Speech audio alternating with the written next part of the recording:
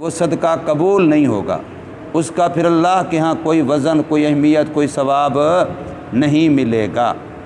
اس لیے یہ بات اپنے ذہن میں رکھیں کہ جب بھی اپنے مال کے ذریعے اپنی آخرت بنانی ہے تو پھر 6 شرطوں کا لحاظ رکھنا ضروری ہے۔ نمبر 1، وہ مال حلال کا ہو۔ جو مال اللہ کے راستے میں دینا ہے وہ مال حلال کا ہو۔ نمبر 2، وہ مال جو اللہ کے راستے میں خرچ کرنا ہے وہ سنت و شریعت کے مطابق خرچ کیا جائے۔ نمبر 3، وہ مال جو اللہ کے راستے میں خرچ کرنا ہے وہ ایسی جگہ پر خرچ کیا جائے جس جگہ پر خرچ کرنے کا شریعت نے حکم دیا ہے، یعنی مصرف صحیح ہو۔ اب یہ 3 شرطیں ان کا ہونا ضروری ہے، یہ وجودی شرطیں ہیں۔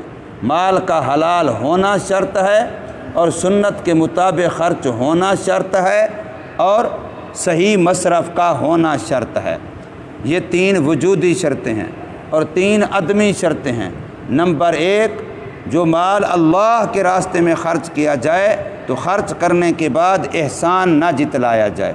نمبر 2، جو مال اللہ کے راستے میں خرچ کیا جائے تو خرچ کرنے کے بعد جن کو مال دیا ہے ان کو اذیت تکلیف نہ پہنچائی جائے، ان کی حقارت نہ کی جائے، ان کو معاشرے کے اندر رسوا نہ کیا جائے، جس کی میں نے کل بڑی وضاحت سے بات کی تھی۔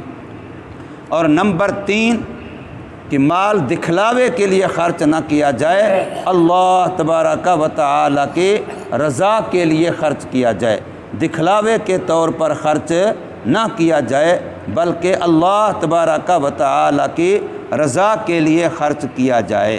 یہ تیسری شرط ہے عدمی۔ تو یہ 3 شرطیں عدمی اور 3 شرطیں وجودی اگر یہ ہوں گی تو پھر وہ مال اللہ کے راستے میں قبول ہوگا، اور اللہ اس کو اپنے بینک میں اتنا بڑھاتا رہے گا کہ کل قیامت کے دن 1 کے بجائے 700 گنا ہو کر کے اس کو اجر و ثواب ملے گا۔ اور اس آیت مقدسہ میں اللہ نے مقبول صدقے کی مثال دی ہے، فرمایا وَمَثَلُ الَّذِينَ يُنْفِقُونَ أَمْوَالَهُمْ، اور مثال ان لوگوں کی جو خرچ کرتے ہیں اپنے مالوں کو ابتغاء مرضات اللہ۔ نمبر 1، ان کا مقصد اللہ تبارک و تعالی کو خوش کرنا ہے، اللہ کی رضا، اللہ کی خوشنودی اس کو حاصل کرنا ہے۔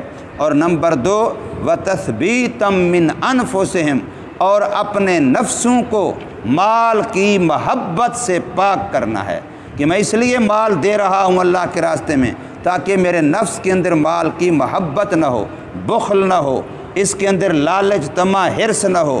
میں اللہ کے راستے میں مال دے کے، مال کو اللہ کے راستے میں خرچ کر کے اپنے دل کو مال کی محبت سے پاک کر رہا ہوں کہ اللہ کی محبت غالب ہے، اس اللہ کی محبت کے لیے میں اپنا مال دے رہا ہوں۔ تو مال کو اس نیت سے دینا کہ میرے دل کے اندر پاکیزگی، تزکیہ نفس ہو جائے اور دل دین پر ثابت قدم اور پختہ ہو جائے۔ تو فرمایا ان لوگوں کے مال خرچ کرنے کی مثال اس باغ کی ہے جو اونچی جگہ پر ہے، جہاں سیلاب نہیں آ سکتا، جہاں ضرورت سے زیادہ پانی اکٹھا نہیں ہو سکتا کہ وہ زیادہ پانی اکٹھا ہو جائے تو فصل کو، باغ کو، درختوں کو نقصان دیتا ہے، بلکہ وہ باغ اونچے ٹیلے پر ہے، نرم زمین پر ہے۔ اب وہاں زوردار بارش پڑے تو بھی جتنا بارش پڑتی ہے وہ ٹیلا، ریتلا، نرم زمین ہونے کی وجہ سے وہ پانی کو جذب کرتی چلی جاتی ہے، وہاں پانی ادھر ادھر بہہ کے یا زیادہ جمع ہو کے اس کا نقصان نہیں کرتا۔ تو فرمایا جب ایسی بارش پڑتی ہے تو فآتت اکلها ضعفین، اب یہ باغ ڈبل پھل دیتا ہے، اس کی آمدنی 2 گنا ہو جاتی ہے، اس کی آمدنی کئی گنا بڑھ جاتی ہے۔ فَإِن لَّمْ يُصِبْهَا وَابِلٌ، لیکن اگر زوردار بارش نہ بھی پڑے تو اونچا ہونے کی وجہ سے اگر معمولی سی بارش پڑے، تھوڑی بارش پڑے، فَطَلْ، تو پھر بھی وہ باغ پھل دیتا ہے اور آمدنی اس کی پھر بھی جاری رہتی ہے۔ باقی کوئی بندہ کوئی بھی عمل کرتا ہے وہ کس نیت سے کرتا ہے، کس جذبے سے کرتا ہے، اس کے دل کی کیا کیفیت ہوتی ہے۔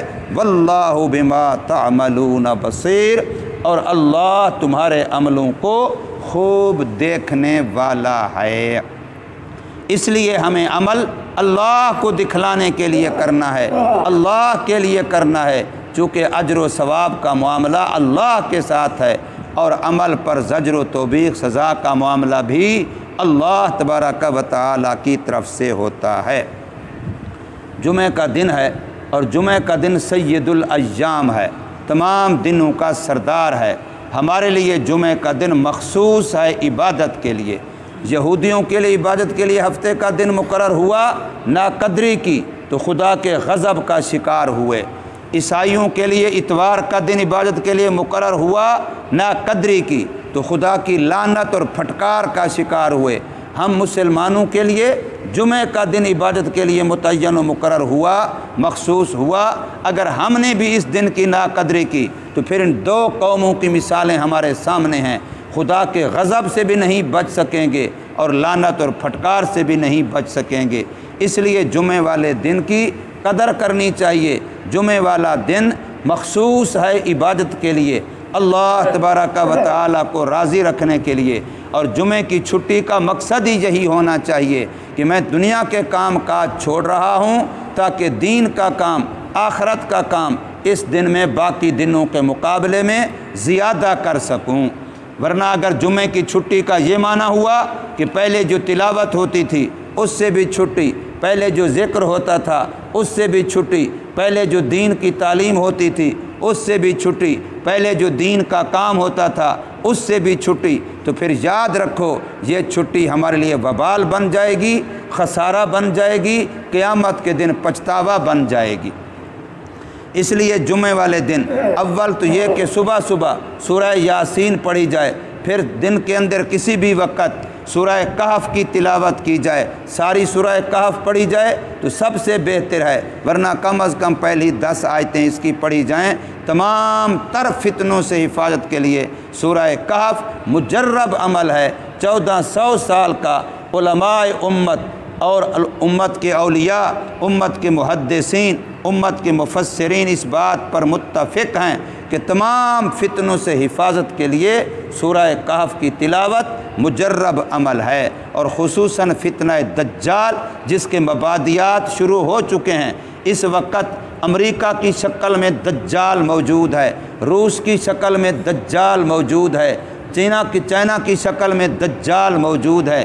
جتنے کفر کے سرغنے ہیں اور جو ان کی سرپرستی میں کام کرنے والی NGOs کے نام سے یا فلاں پتہ نہیں کن ناموں سے جو تنظیمیں ہیں، یہ سب دجال کے بچونگڑے ہیں، یہ سب دجالیات کے حصے ہیں۔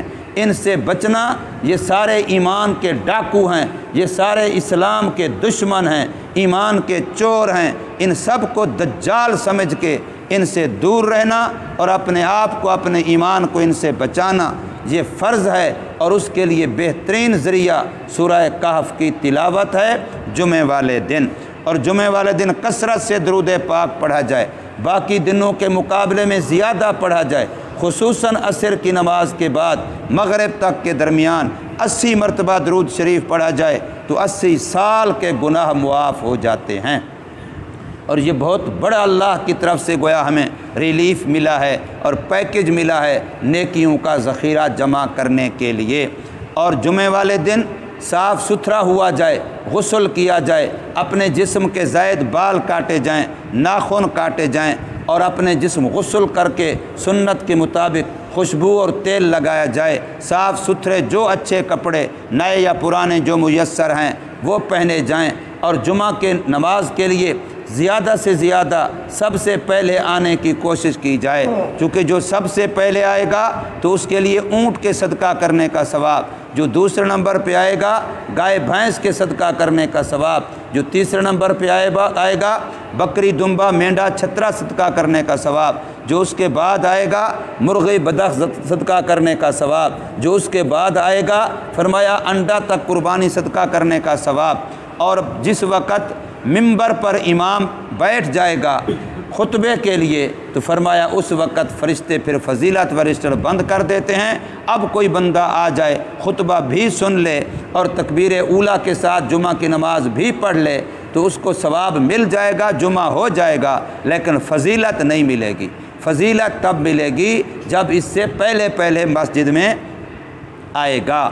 اور جمعہ والا دن چونکہ عبادت کا دن ہے، اس لیے اپنے دل کو صاف کیا جائے، حسد سے، کینے سے، بغض سے، کسی کی دشمنی سے، نفرت سے سینے کو پاک کیا جائے، خصوصاً اپنے رشتہ داروں کے بارے میں، اعزاء اقارب کے بارے میں سینے کو بے کینہ بنایا جائے۔ اللہ تبارک و تعالی ہمیں ان باتوں پر عمل کرنے کی توفیق عطا فرمائے۔